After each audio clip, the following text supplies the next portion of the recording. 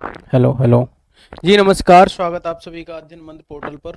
Kaushal Saraswat, faculty of science, स्वागत करता हूँ आप सभी का। जो भी लाइव हैं एक बार कमेंट सेक्शन में कमेंट करें। Very good afternoon Kundan ji, Anu, Yogita, Parul, Chetna Yadav,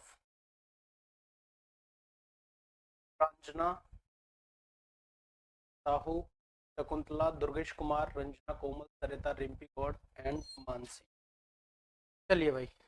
अरे माइकल जी, माइकल जी, अरे वो मार्कर किधर है इसका? पेन, पेन नहीं है इधर।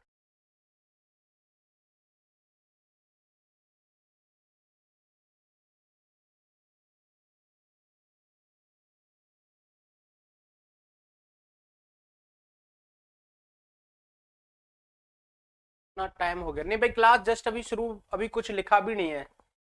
प्रीति जी मैं एकदम अच्छा हूँ, आप लोग कैसे हो भाई? Hello hi everyone, very good afternoon to all of you. तो भाई आप सभी कैसे हैं, फटाफट से बताओ। मैं तो बढ़िया हूँ, लेकिन आप सभी कैसे हैं? हाँ भाई, मैं तो बढ़िया हूँ, लेकिन आप सभी जन कैसे हैं? हाँ भाई बताएं। Good afternoon. सारी क्लासेस रिकॉर्डेड में है भाई दुर्गेश, आप वहां पर एक बार जाके चेक कर सकते हैं। ठीक है, तो सारी क्लासेस जो है वो आपकी रिकॉर्डेड में ही है, एक बार जाके चेक कर लो।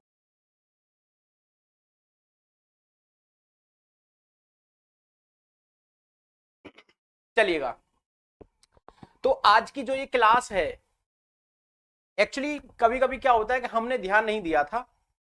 आपके बैच में मोशन का पार्ट नंबर 2 नहीं हुआ था। हाँ भाई, ये बात कितनी लोग जानते हैं? Today is my first class. Karishma ji बहुत बहुत स्वागत है आपका। हाँ जी भाई, एक्चुअली आपकी क्लास में मोशन का पार्ट नंबर 2 नहीं हुआ था, और फिर हमने आगे एनर्जी भी पढ़ा दिया, हमने फोर्स पे भी ध्यान नहीं दिया।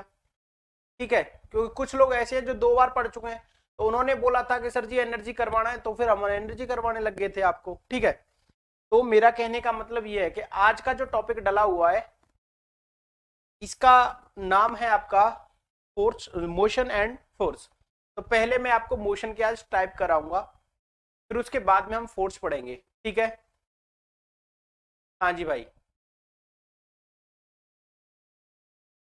ये बात सही है ना जो मैं बोल रहा हूं? हाँ जी सर, नहीं हुआ, बहुत बढ़िया गुंजन, बिल्कुल सही बोल रहे हो। नम्रता भी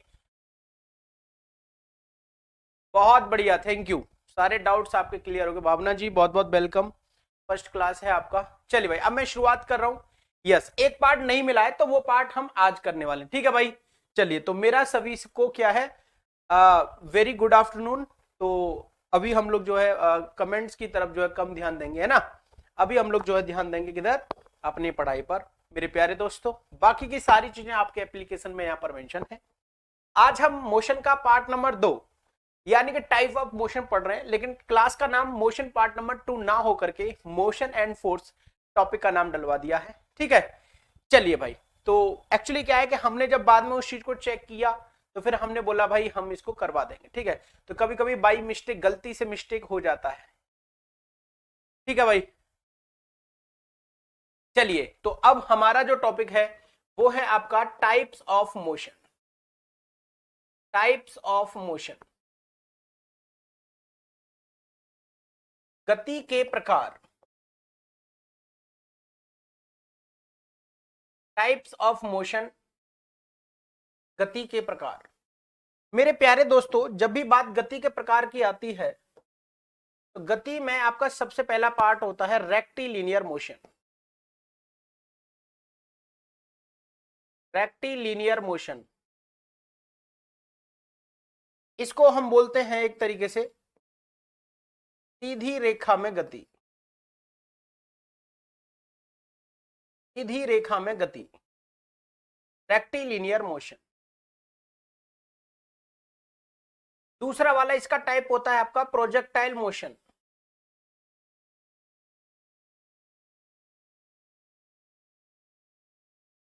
जिसको हम हिंदी में बोलते हैं प्रक्षेप गति।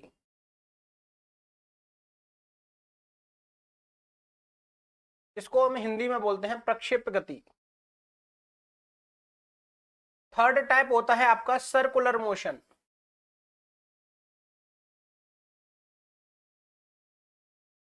इसको हम हिंदी में बोलते हैं वृत्ताकार गति।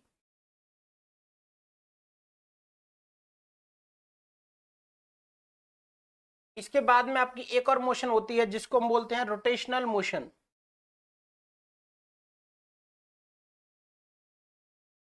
इसको हिंदी में बोला जाता है घूर्णन गति।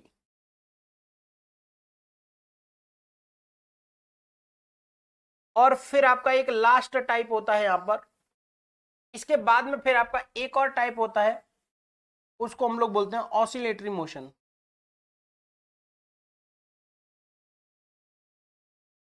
ऑसिलेटरी मोशन, इसको हम लोग हिंदी में बोलते हैं कंपन गति।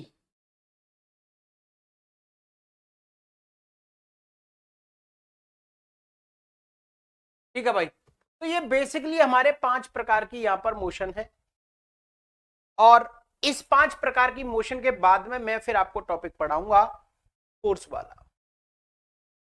ठीक है भाई, बात समझ में आ रही है ना? यस, चलेंगे अब। तो हाँ, एक बात और मेरे प्यारे दोस्तों, ये जो पहला वाला टाइप है इसको हम कंप्लीट कर चुके हैं। जो हमने पहले मोशन वाला पार्ट पढ़ाया था उसमें हमने जो भी मोशन के बारे में पढ़ा था वो सभी आपका रेक्टिलिनियर मोशन था, चाहे वो आपके डिस्टेंस और डिस्प्लेसमेंट की बात हो, चाहे वो आपके स्पीड और वेलोसिटी की बात हो, चाहे वो आपके एक्सेलरेशन की बात हो। ये सभी बातें हमारी रेक्टिलिनियर मोशन में आती हैं और ये हम कंप्लीट कर चुके हैं। लास्ट जो क्लास थी मोशन वाली जो क्लास है मतलब, ठीक है। आज जो हमारा सबसे पहला रहेगा वो रहेगा प्रोजेक्टाइल मोशन। तो सबसे पहले आप हेडिंग डालेंगे प्रोजेक्टाइल मोशन।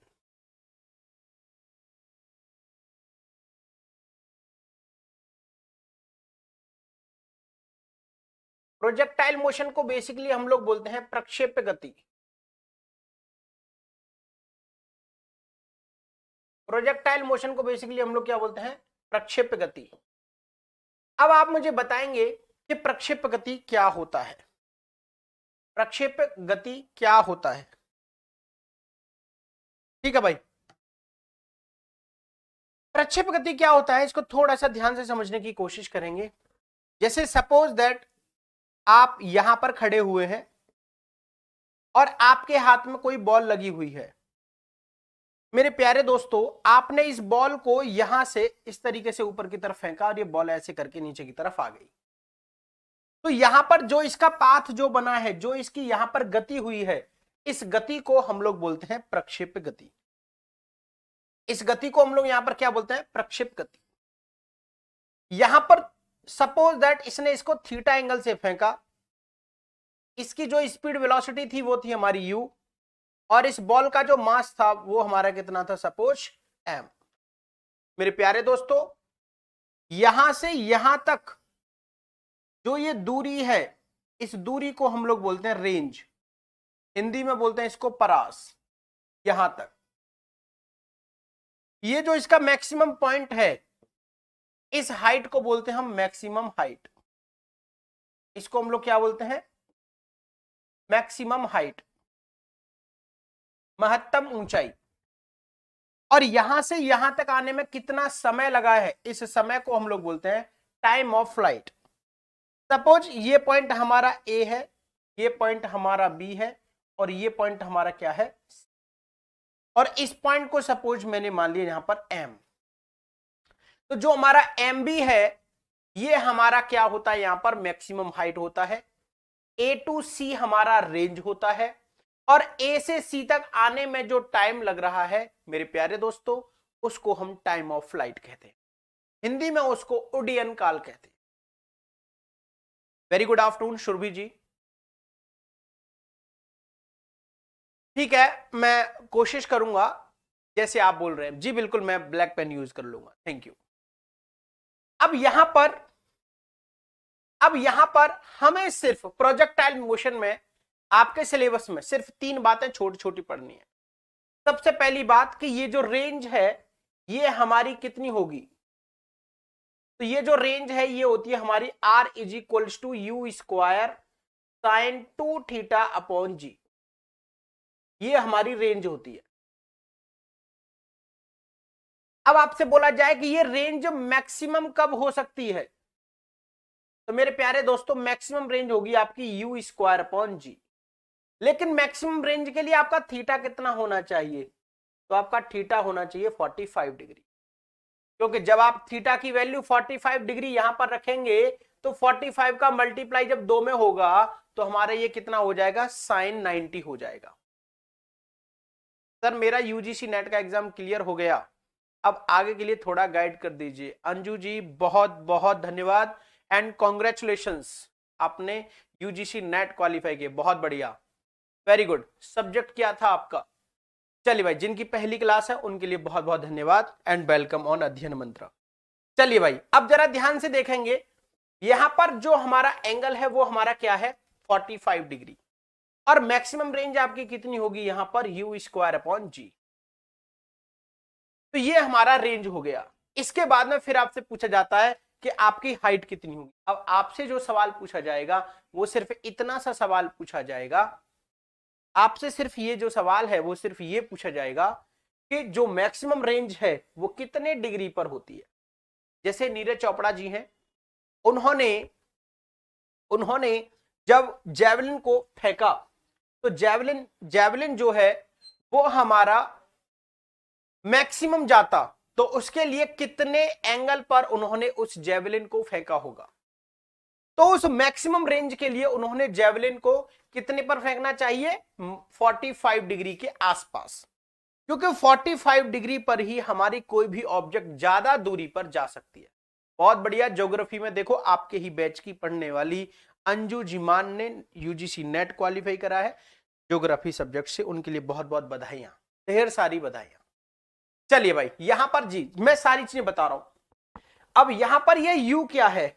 तो हमारा जो ये यू है हमारा इनिशियल वेलोसिटी।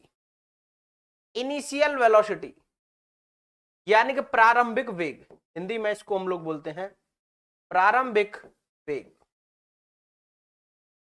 हमारा जो थीटा है वो है हमारा एंगल यानी कि कोण।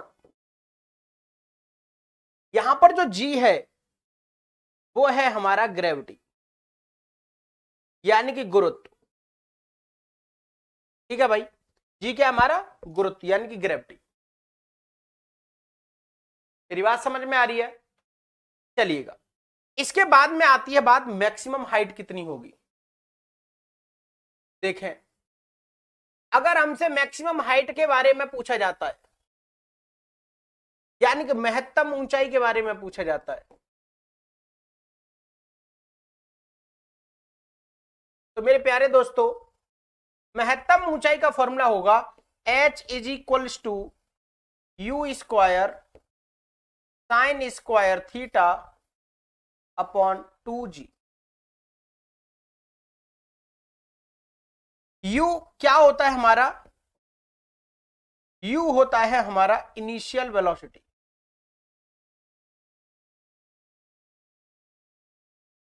प्रारंभिक वेग।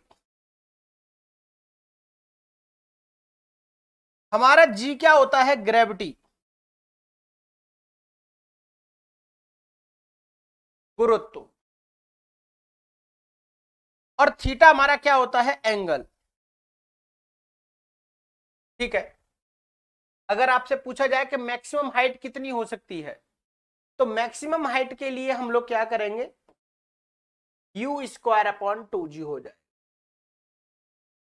और मैक्सिमम हाइट के लिए एंगल कितना होना चाहिए? 90 डिग्री। क्यों? क्योंकि साइन 90 की वैल्यू 1 होती है, जो कि सबसे बड़ी वैल्यू होती है। ये बात आपको मैथ में बताया गया होगा कि साइन थीटा और कॉस थीटा की जो मैक्सिमम वैल्यू वो 1 होती है।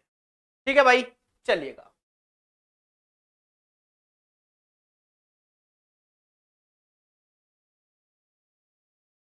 ठीक है भाई, बात समझ में आ रही है ना? एक बात और जरा ध्यान से देखेंगे यहां पर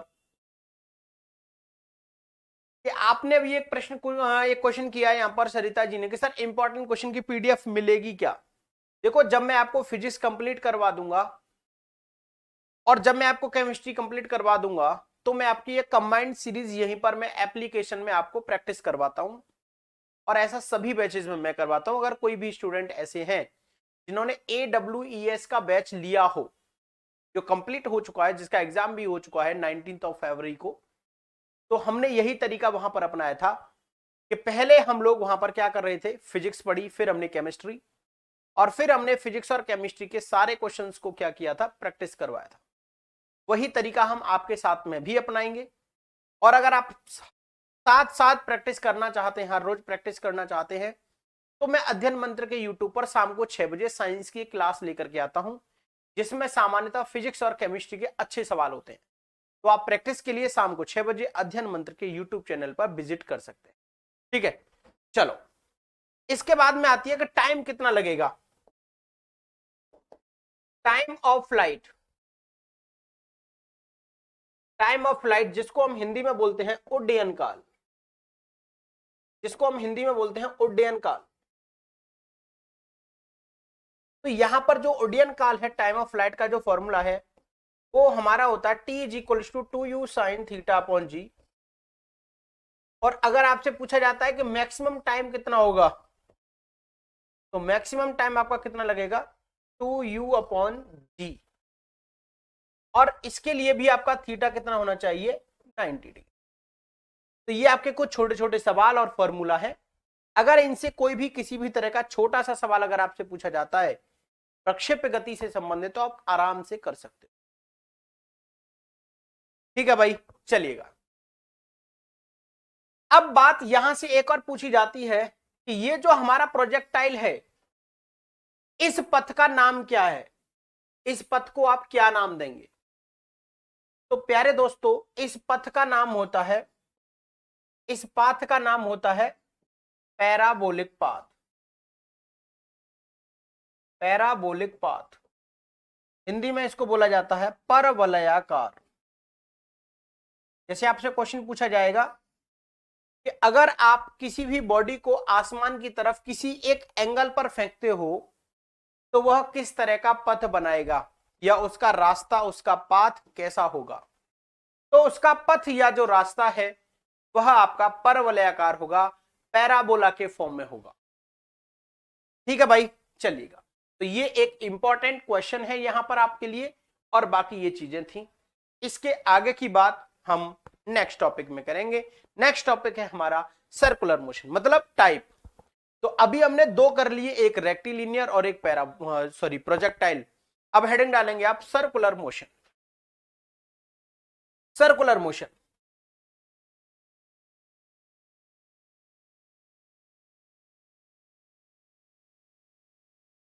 जिसको हम हिंदी में बोलते हैं वृत्ताकार गति, जिसको हम हिंदी में बोलते हैं वृत्ताकार गति। देखो, सर्कुलर मोशन का मतलब होता है कि मान लो आपके पास में ये कोई सर्कल है और आप इस सर्कल पर के अलोंग कोई गति करना चाहते हो। जैसे ये आपका कोई सेंटर है इस सर्कल का, और यहां से r डिस्टेंस पर कोई ये पार्टिकल है जिसका मास क्या है, m है, जिसका मास क्या है, m है, और ये आपका v स्पीड से मोशन में भी है। कौन सी वाली स्पीड से, v स्पीड से यह आपका मोशन में भी है। तो यहां पर हम बोल सकते हैं कि जैसे ही ये मोशन करता है ना, जैसे ही ये मोशन करता है ना, तो एक सेंटर की तरफ एक फोर्स लगता है। किधर लगता है, सेंटर की तरफ, इस केंद्र की तरफ एक बल कार्य करता है, और उस बल को हम लोग बोलते हैं सेंट्रीपिटल यानी अभिकेंद्रीय बल। और जैसे ये अभिकेंद्रीय बल इधर लगता है ना, तो इसको बैलेंस करने के लिए एक बाहर की तरफ भी बल लगता है, जिसको हमने क्या बोल दिया, F2। तो मेरे प्यारे दोस्तों, जो F1 है वो सेंटर की तरफ लग रहा है, उसको हम सेंट्रीपिटल यानी अभिकेंद्रीय बल कहते हैं। और एक जो बल जो इसको बैलेंस करने के लिए नेचुरली लगता है इसके ऊपर, जो इस बॉडी के बाहर की तरफ लगता है, जिसका काम सिर्फ F1 को बैलेंस करना है, उस बल को हम सेंट्रीफ्यूगल फोर्स कहते हैं। वह एक नेचुरल फोर्स नहीं है, वह एक सूडो फोर्स है, जिसका सिर्फ एक आभास वहां पर दिखता है, जिसका सिर्फ प्रभाव हमें देखने को मिलता है। इसके बहुत सारे एग्जाम्पल भी होंगे जिससे आपको सेंट्रीपिटल और सेंट्रीफ्यूगल में अंतर भी नजर आएगा। मैं यहां पर बारी बारी से लिख देता हूं कि F1 क्या है और F2 क्या है। आइए, तो जो हमारा F1 है इसको हम लोग बोलते हैं सेंट्रीपिटल फोर्स। सेंट्रीपिटल फोर्स जिसको हम हिंदी में बोलते हैं अभिकेंद्रीय बल, जिसको हम हिंदी में बोलते हैं अभिकेंद्रीय बल। F2 जिसको हम लोग बोलते हैं सेंट्रीफ्यूगल फोर्स।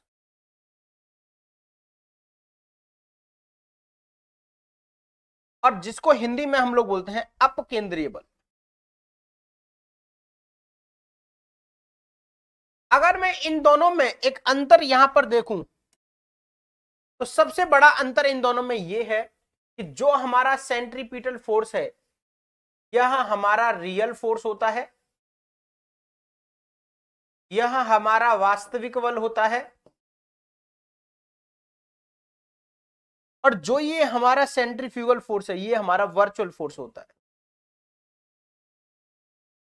और इसी वर्चुअल फोर्स को हम लोग क्या बोलते हैं, आभासी बल भी बोलते हैं। इसी वर्चुअल फोर्स को हम आभासी बल भी बोलते हैं।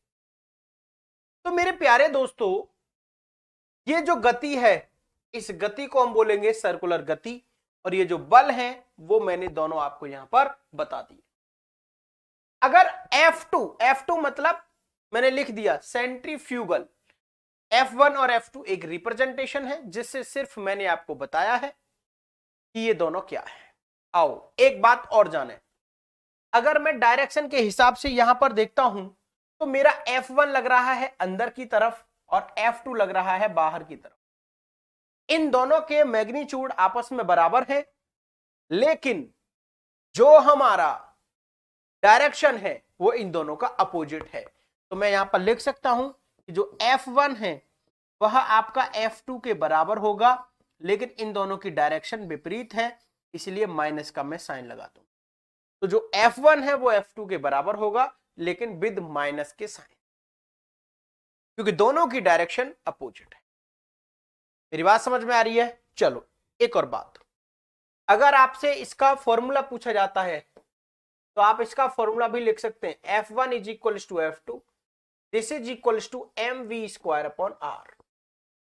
मेरे प्यारे दोस्तों, यहां पर जो आपका m है ये आपका मास ऑफ ऑब्जेक्ट है, यानी यह आपका वस्तु का द्रव्यमान है,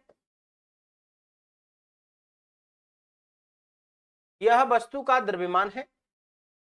ये जो v है यहां पर ये हमारी स्पीड ऑफ ऑब्जेक्ट है, यानी यह वस्तु की चाल है। यहां पर जो r है ये हमारा रेडियस है, और रेडियस किसका है, सर्कुलर पाथ का, वृत्ताकार पथ की त्रिज्या है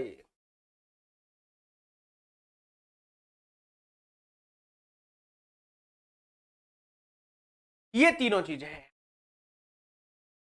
अब एक क्वेश्चन आपसे यहां पर पूछा जाता है कि जो हमारा सेंट्रीपिटल एक्सेलरेशन है उसकी डायरेक्शन किधर होगी।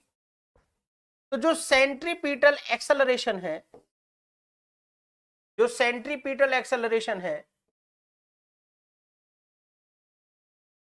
जो अभिकेंद्रीय त्वरण है, जो अभिकेंद्रीय त्वरण है, इस अभिकेंद्रीय त्वरण का फॉर्मूला क्या होता है हमारा, v स्क्वायर अपॉन r, और इसकी जो डायरेक्शन है वो किधर होती है, टुवर्ड्स द सेंटर। की जो डायरेक्शन है वो किधर होती है, टुवर्ड्स द सेंटर, केंद्र की ओर। हिंदी में लिख सकते हो आप, केंद्र की ओर। बस फॉर्मूले में यहां पर मैंने डायरेक्शन भी नहीं लिखा, यहां पर मैंने डायरेक्शन भी नहीं लिखा है गुंजन मल्होत्रा जी। अगर मैं इनके ऊपर वेक्टर लगा देता तो फिर मैं यहां पर माइनस का साइन लगाता, अगर मैंने वेक्टर नहीं लगाया है तो फिर मैं माइनस साइन नहीं लगाऊंगा, क्योंकि माइनस का साइन सिर्फ डायरेक्शन बताता। क्लियर? चलो अब इसके एग्जाम्पल देखते हैं। इसके एग्जाम्पल्स देखेंगे। इसके एग्जाम्पल्स में सबसे पहला आता है आपका वॉशिंग मशीन।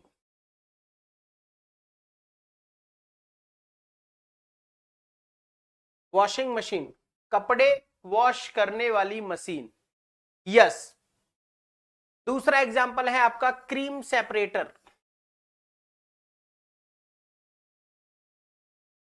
क्रीम सेपरेटर, अरे जिसको मधानी बोलते हैं गांव में, दही से क्रीम निकालने वाली मशीन को मधानी यानी क्रीम सेपरेटर बोलते हैं। तीसरा एग्जाम्पल है इसका डेथ बेल, मौत का कुआं। डेथ वेल, मौत का कुआं। मौत का कुआं। तो इन सभी में, इन लास्ट वाली स्लाइड आइए प्लीज जी, बिल्कुल 1 मिनट रुके। तो इन सभी में क्या होता है, एक फोर्स बाहर की तरफ काम करता है, बाहर की तरफ एक बल कार्य करता है। बल मतलब एक फोर्स काम करता है,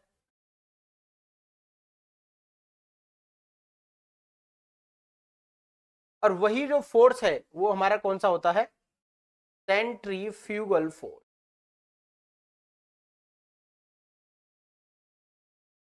अपकेंद्रीय बल।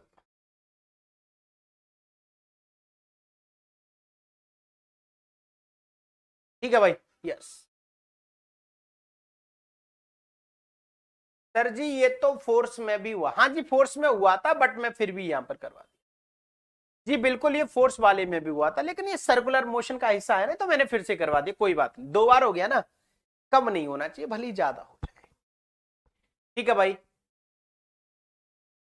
चलो भाई, जो पहले नहीं हुआ था, नोट नहीं हुआ, चलो नोट कर लो, कोई दिक्कत नहीं है, करो नोट करो इसको जल्दी से, फिर मैं आगे बढ़ता हूं।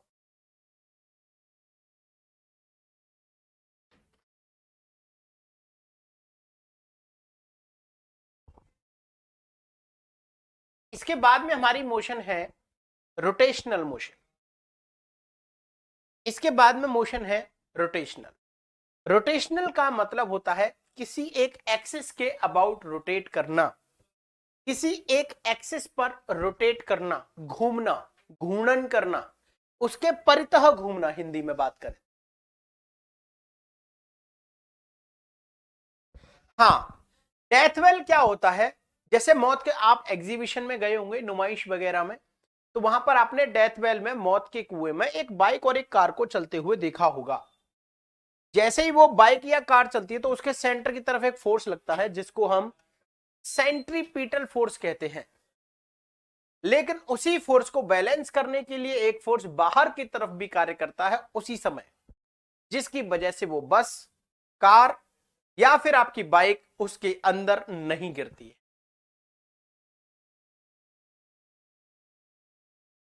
ठीक है भाई। यस। DSSB पीजीटी का नोटिफिकेशन आई थिंक सो कि वो मार्च के फर्स्ट वीक में आ सकता है।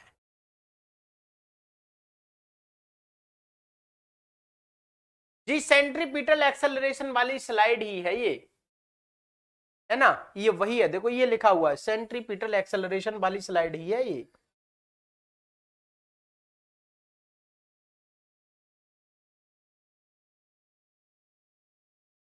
ये क्लास जनरल पेपर के लिए है कविता जी।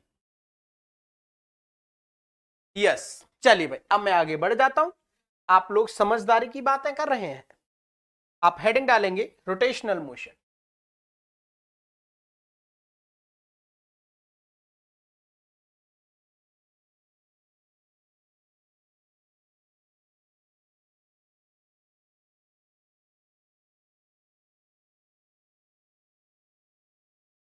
घूर्णन गति।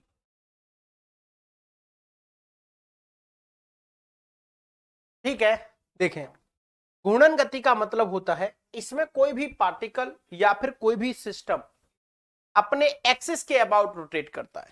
किसके अबाउट रोटेट करता है? अपने एक्सिस के अबाउट रोटेट करता है।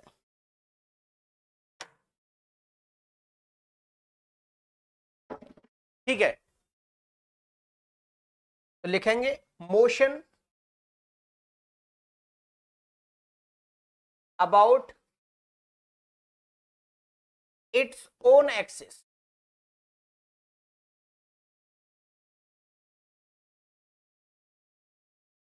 अपने अक्ष के परितः गति, अपने अक्ष के परितः गति को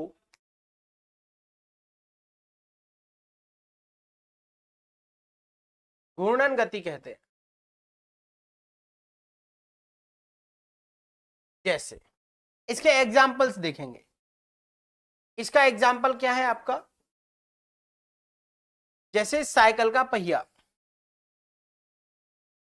अगर साइकिल आपने खड़ी कर दी स्टैंड पे, या ये नुमाइश वाला झूला हो गया, जो गोल वाला जो झूला होता है, तो ये गोल वाला झूला जो है वो ऐसे करके रोटेट करेगा। ठीक है, तो ये जो मोशन है वो हमारी क्या कहलाएगी, रोटेशनल मोशन। दूसरा बहुत बढ़िया एग्जांपल दिया है आपने, अर्थ। अर्थ का मतलब है ऑल प्लैनेट्स, ऑल प्लैनेट्स। ठीक है, जैसे हमने अर्थ लिया तो अर्थ क्या करता है, अपने एक्सिस के अबाउट रोटेट करता है, और अर्थ का जो रोटेशन है ना वो 24 घंटे में एक कंप्लीट हो जाता है। जी बिल्कुल दुर्गेश कुमार जी, ये पीआरटी के लिए क्लास है और जनरल पेपर के लिए क्लास है, आप अच्छे तरीके से देखें और पढ़ें। तीसरा, मोशन ऑफ टॉप, लट्टू की गति, हिंदी में इसको बोलते हैं लट्टू की गति।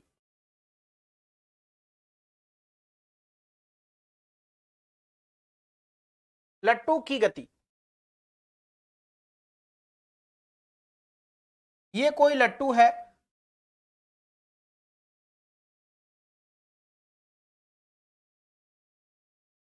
ठीक है भाई, और ये लट्टू क्या कर रहा है, अपने इस एक्सिस के अबाउट रोटेट कर रहा है इस तरीके से, एक हाई स्पीड के साथ में। तो इसकी मोशन को भी हम लोग क्या बोलेंगे, रोटेशनल मोशन। ठीक है भाई, तो आपको सिर्फ इतना ही पढ़ना है, आपसे सिर्फ ये पूछा जाता है इन सभी की मोशन क्या है। ठीक है भाई, चलिएगा, लिख लिया ना ये, इसको लिखो फटाफट से। प्रोजेक्टाइल मोशन पर कुछ क्वेश्चन करा दीजिए प्लीज, नताशा वत्स। एक्चुअली आपके जो क्वेश्चन कहां से किस तरह से आते हैं, जनरल टाइप के क्वेश्चंस आपसे पूछे जाते हैं, बहुत बड़े न्यूमेरिकल नहीं पूछे जाते।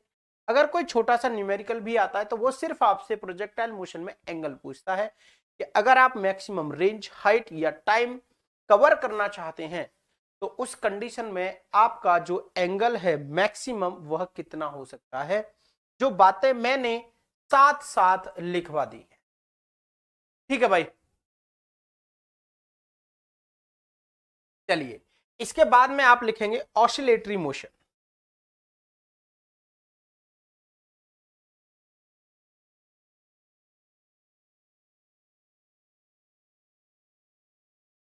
इसको हम हिंदी में बोलते हैं कंपन गति।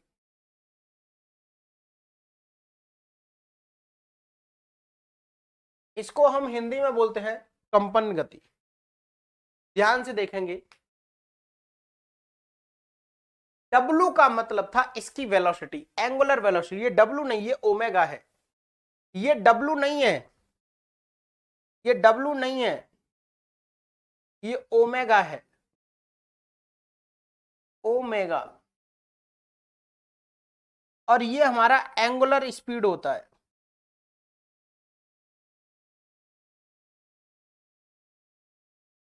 कोणीय वेग।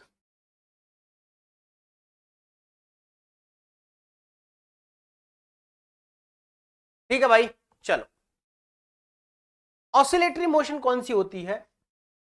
ऑसिलेटरी मोशन हम उसे कहते हैं कि कोई भी मोशन जो अपने एक फिक्स्ड टाइम इंटरवल में होती है। ठीक है, और वो कब होगी? जब वो अपने पाथ को बार बार रिपीट करेगा। तो हम यहां पर लिख सकते हैं the motion in which the path is repeat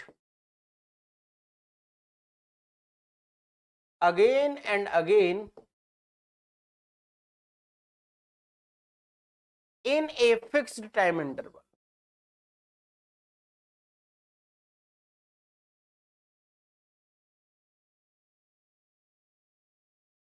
In a fixed time interval.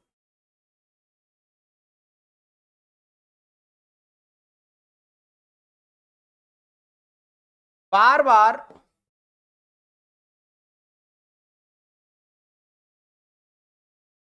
अपने पथ को एक निश्चित समय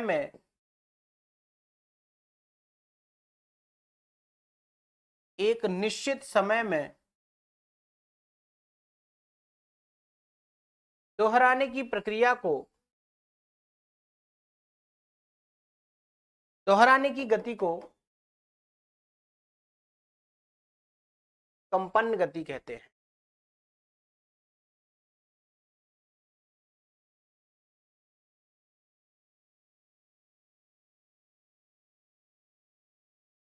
ठीक है भाई। अब इसमें एक बात यह है कि बार बार अपना पाथ रिपीट कर रहा है वो, इसीलिए जैसे इसका भी एग्जांपल आपका क्या आएगा, अर्थ। इसका एग्जांपल आपका क्या है, मोशन ऑफ अर्थ।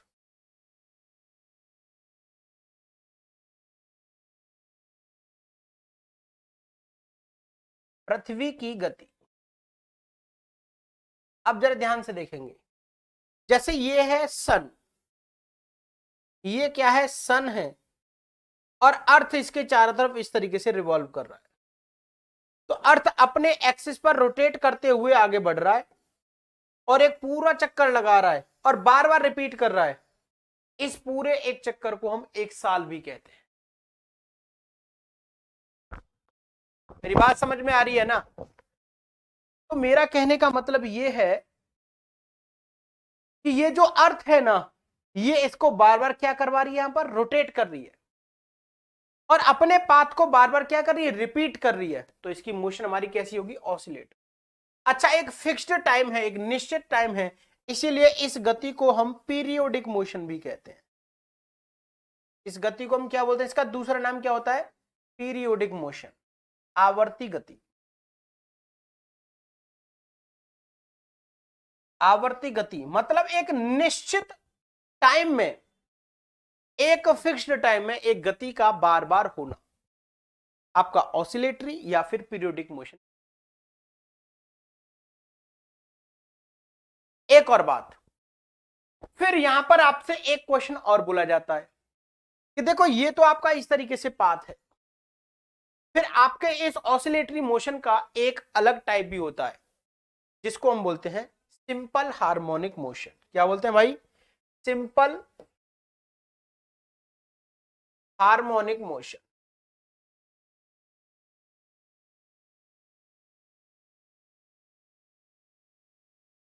सरल आवर्त गति।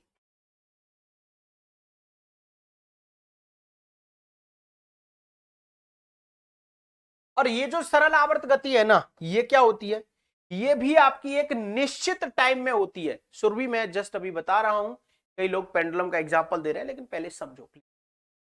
जो हमारा एसएचएम है ना, ये एक स्पेशल टाइप है ऑसिलेटरी का। इसमें भी टाइम फिक्स होता है, लेकिन इसका जो पाथ है ना, वो टू एंड फ्रो होता है। तो हम यहां पर बोलेंगे इसका जो पाथ होता है वो टू एंड फ्रो होता है। टू एंड फ्रो का मतलब समझते हो, to and fro about its equilibrium.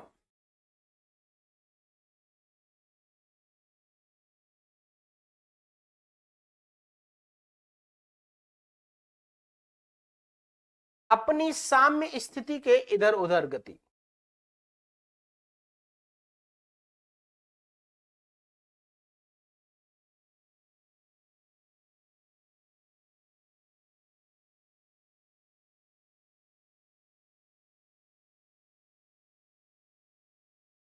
अब इसका एग्जाम्पल आपका होता है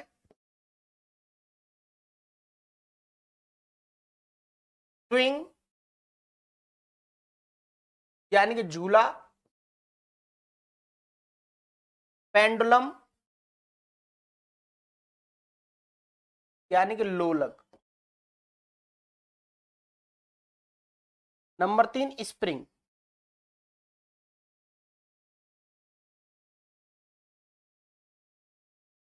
तो ये जो हमारे तीनों है ना, ये हमारे एसएचएम के एग्जाम्पल। मेरे प्यारे दोस्तों, इन तीनों में भी आपका समय निश्चित होता है। ये तीनों भी हमारी पीरियोडिक मोशन है।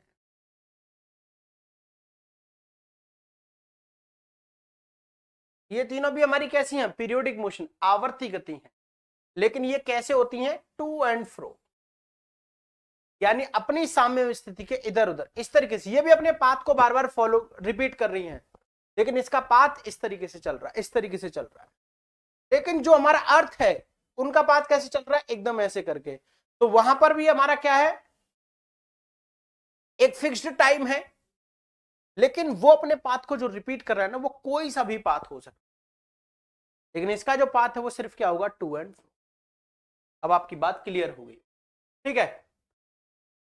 स्विंग, झूला और इनको एक बार मैं बना के दिखा देता हूं, और आपकी सभी टाइप के मोशन कंप्लीट, ठीक है। देखें, सबसे पहले पेंडुलम। पेंडुलम हमने इसको यहां पर बांध दिया, और ये इस तरीके से गति कर रहा है, ऊपर जा रहा है, फिर ये वापस भी आ रहा है इस तरीके से, और फिर से ये ऊपर जा रहा है। ऐसे ही झूला होता है। ऐसे ही स्प्रिंग भी होती है आपकी। जैसे मान लो ये कोई स्प्रिंग है, और आपने इसको यहां से एफ फोर्स लगा करके पहले खींचा, और फिर आपने इसको छोड़ दिया, तो फिर ये स्प्रिंग अंदर आएगी, फिर बाहर जाएगी, फिर ये अंदर आएगी, फिर ये बाहर जाएगी। तो ये जो सभी आपकी मोशन है वो हमारे क्या हो जाएंगी? यस। अब देखो, यहां से एक प्रश्न और पूछा जाता है कि अगर इसकी लेंथ एल है तो आप इसका टाइम पीरियड बताइए। तो इसका जो टाइम पीरियड है वो हमारा हो जाता है T is equal to 2 pi root under L upon g. यहां पर ये एल क्या है? लेंथ। जी क्या है? आपकी ग्रेविटी। हो गया।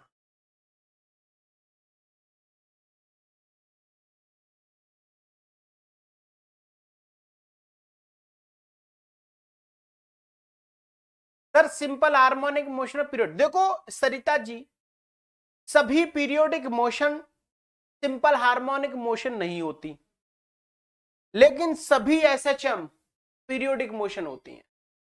मान लो कोई मोशन इस तरीके से हो रही है तो वो भी पीरियोडिक है, इस तरीके से हो रही है वो भी पीरियोडिक है, दोनों पीरियोडिक हैं।